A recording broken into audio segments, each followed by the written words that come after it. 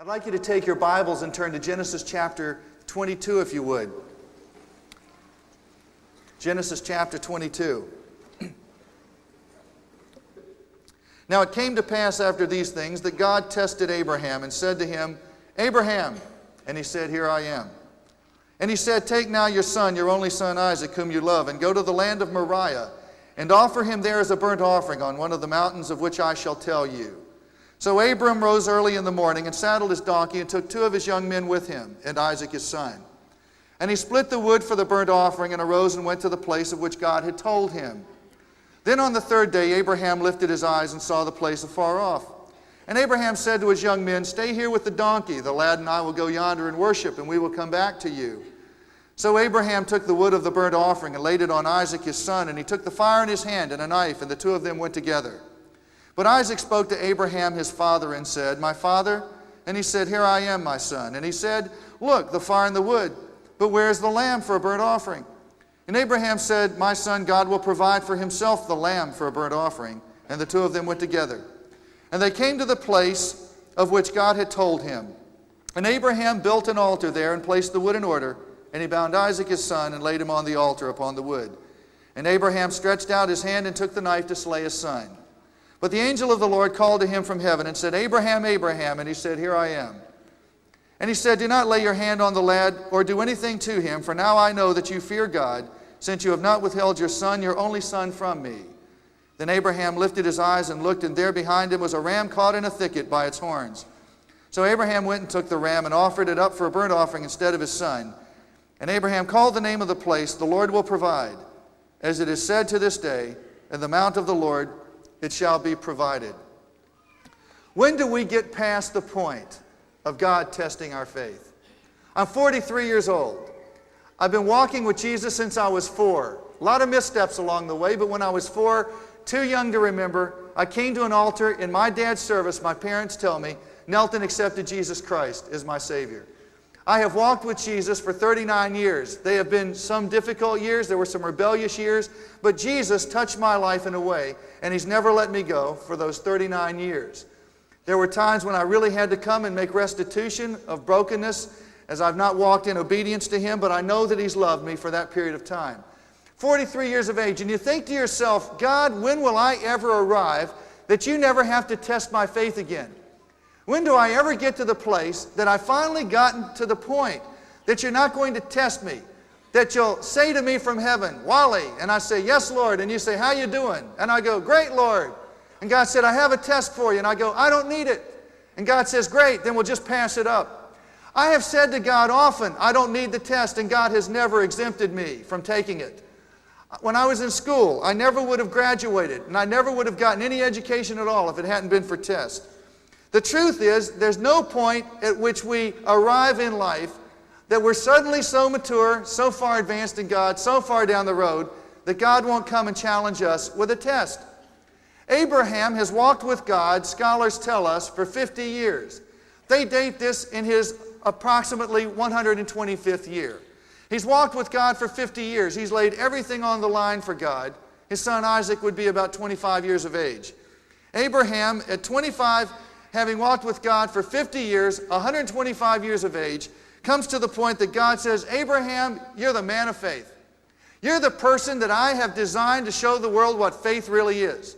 When Paul writes Romans, he's going to say to the Christian church, this is what faith is. Abraham is the father of everyone who believes. Because when you believe, you have participated in what your father Abraham showed was possible.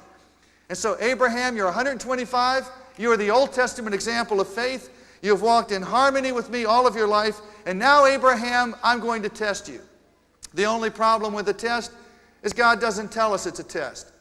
When I was a kid, I grew up 10 miles from Washington, D.C., more specifically 10 miles from the Pentagon. The Pentagon is the place where all of our military leaders gather to make plans for war. Khrushchev was saying things like, we're going to bury you and we're going to destroy you. I really believed he would. When I was a kid, they passed a map out of our area. It showed a little point right on the Pentagon. And it says if a nuclear bomb lands on the Pentagon, it'll be completely destroyed. As a matter of fact, it said within a 10-mile radius, everything's going to be destroyed. And then the next 5-mile radius, there's going to be a little bit of dust left. And then the next 5-mile radius, there might be charred buildings and charred people left. Now, I lived in that 10-mile radius. Not only was I in the radius that if the Russians would have dropped a bomb on the Pentagon, there would have been nothing left but a hole in the ground, but I had this secret fear that when the Russians dropped a bomb, they'd miss the Pentagon by 10 miles and land on my house to start with. So I never figured I had a chance of making it through nuclear attack. And so they used to say to us in school, this is a warning, it's just a test. And so they would come out, announce it was a test, and they would sound a siren, and we'd all get under our desks like this. I used to wonder, what in the world good is it going to do me under my desk with my hands behind my neck when an atomic bomb lands and blows everything up? And so I had a secret plan. The time that the siren went off and they didn't say this is a test, I was going to run out of the building, and if I died, I was going to die in full flight. I had no intention of dying under my desk with my hands behind my head. The truth is, we would all do wonderfully well in faith if God would announce from heaven, Wally, this is a test. This isn't for real. I'm going to work this all out for you. It's just a test. Oh, okay, God, then send it on. I can take it. No problems. But God doesn't say it's a test. He says, kill your kid. God doesn't announce, Abraham, this is a test. He says, I want you to slay your son. No one, please, walk out of here thinking that the application of this message is it's okay for you to kill your kids when they get in your way. That is not the point of Genesis 22. God says, don't kill your kids. But God comes to Abraham and says, Abraham, I want you to kill your son. God tested Abraham, but He doesn't tell Abraham it's a test, because it's not really a test when you know it's a test. It's only a test if you think it's for real. Tests of faith come to every one of us without exception. Without exception. 75 years ago, 75 years of age, he left Haran and came to Israel. Abraham has passed through failure. I think failure on 2 different counts. On 2 occasions, his wife was so good-looking that the ruler looked at her and said, I'd like to have her, and Abraham was so afraid he was going to get killed, he said, well, take her. I have to think that damaged their relationship somewhat, that I think maybe Sarah and Abraham had trouble relating with each other a little bit after that. I think he was wrong. Maybe you guys think that's all right. I think it's wrong because Gwen told me that was wrong. She said, that's not the way a husband's supposed to treat his wife. It's just, okay, take her, but don't kill me. So I think that there was something seriously jeopardized. I think Abraham expressed moments of failure in his life. And I think those were 2 of them. There were times of great difficulty, strange land, not knowing where he was, childless, unable to have a child for 25 years, walking in a promise. There were times of great victory. There was the victory of his obedience of faith that brought him to the promised land. There was victory as he interceded with God for Sodom and Gomorrah. There was victory as he chased down those who had captured Lot and rescued them. Times of great victory.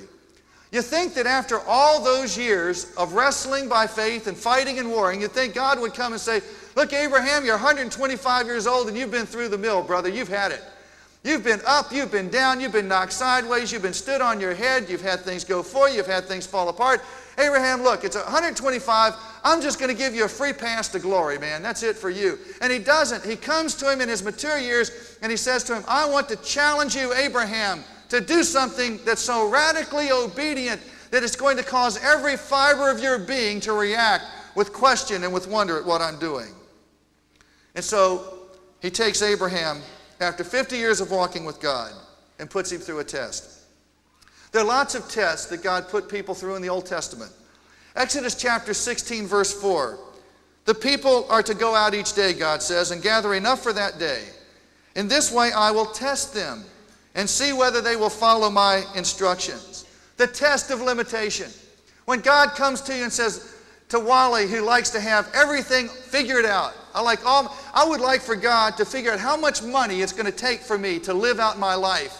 Deposit it in the bank somewhere and tell me to go draw on it as I need it. And so I just know that it's there and I run down to the bank and pull it out whenever I need it. I would love God to do that. But God doesn't do that. He teaches us in the New Testament, pray, give us our daily bread. In the Old Testament, He taught them, I'm going to test you by limiting you to 1 day's supply at a time. And that's a test. God calls it a test. It's the test of limitation. He says, I'm going to teach you how to depend on me on a continual basis for your resources. Most of us have been through that kind of test. Judges chapter 2, verse 22. I will no longer drive out before them any of the nations Joshua left when he died. I will use them to test Israel and see if they will keep the way of the Lord. The test of opposition. Will we walk with God under pressure?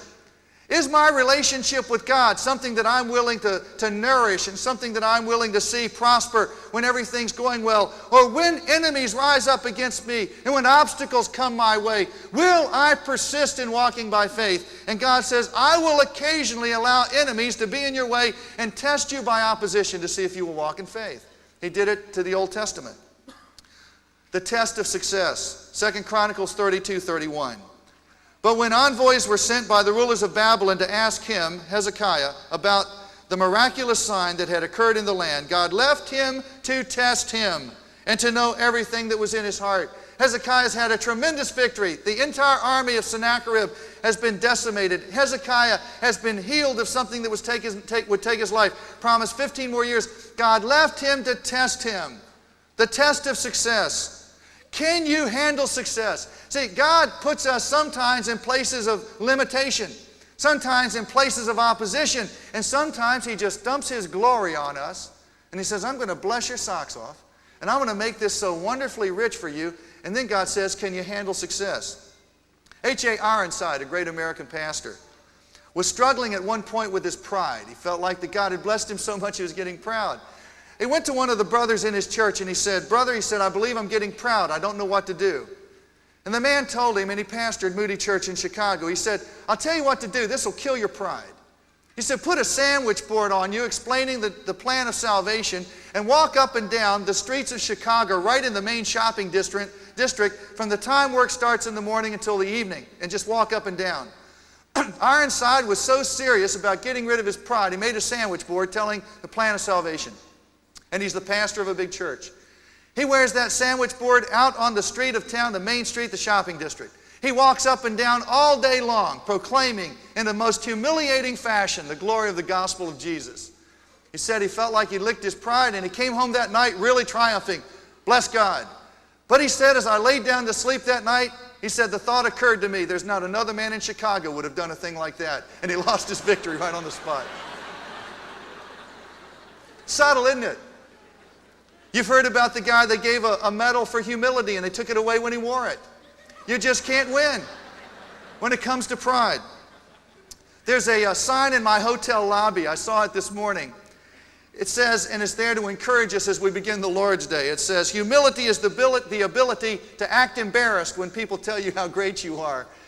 And sometimes it's only acting because you're thinking you're really right, you know. Yeah, I'm pretty wonderful, aren't I? I've had those moments when I've been explaining to God how wonderful I was, and God has just kind of leveled me. He said, you know, and God says it's a test. The truth is, tests come unexpectedly.